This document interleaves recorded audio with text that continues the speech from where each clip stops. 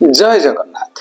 जगतर नाथ जगन्नाथ हेउछंती भक्त वत्सल, से लीलामय, से हेउछंती अंतर्यामी। तांकर निर्देश बिना ना चढ़ईटे उड़ी पारे ना पत्रटीए पड़ी पारे। तांकर बिना आदेश ना मनीष पादे चली पारे ना पदे कहि पारे। भावरे बंधा भक्त वत्सल भावग्राही शरणागत भक्त को केबे निराश करती नहीं, बरं रत्न सिंहासन छाड़ी छिड़ा हुअंती भक्तर दुआरे। बुझीपारती भक्तर अंतरर कथा और व्यथा। सुवार सेवक सुना महापात्र श्री जगन्नाथ 56 भोग प्रस्तुत करती। 56 प्रकार भोगरे मिश्रण रे एही भोग होइतिबारु एही स्वादिष्ट भोग को 56 भोग कहते। सबु सुखिला भोग प्रस्तुति बेले झड़ी पड़िया भोग को नहीं घीरे भाजी एक पिंडुला करी जगन्नाथ संध्या धूप दि जाउथिया समय सुना महापात्र पिंडुला करी एही पिंडुला को गरुड़ स्तंभ निकटरे देखाई कहती, हे प्रभु आपण खाई दियंतु। तापरे से पिंडुला को महाप्रसाद मन करी खाईदे घर को जाते। सेवक माने कहिले, मंदिर भितरे भोग न देई अहुणिया खाइबा महापाप। एक कथा जाई महाराज कान रे पड़िला। महाराज निर्देश देले, ए पापी को आनी कारागार भर्ती करंतु। राजांग आदेश रे सैन्य माने जाई सुना महापात्र को आनी कारागार भर्ती करदेले।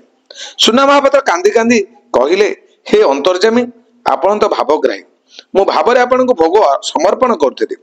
आपण भावग्राही ताहा महा आनंद रे ग्रहण करथिले। मु जाने मंत्र पढ़ी पूजा करबा अपेक्षा समर्पित भावरे पूजा करबा को आपण बहुत भल पांती। हे भावग्राही, आपण को के जदी प्रेम स्नेह श्रद्धा भक्ति रे पत्रटीए फूलटीए बा पानी मुंदिए अर्पण करे, आपण ताको आनंद रे ग्रहण करते।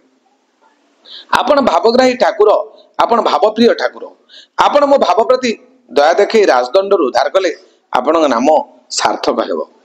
एहीपरि कांदी कांदी सुना महापात्र महाप्रभु को जणाइले। करुणामय करुणाकर लीलाद्रीवासी प्रभु जगन्नाथ हृदय सुना महापात्र तरली गला।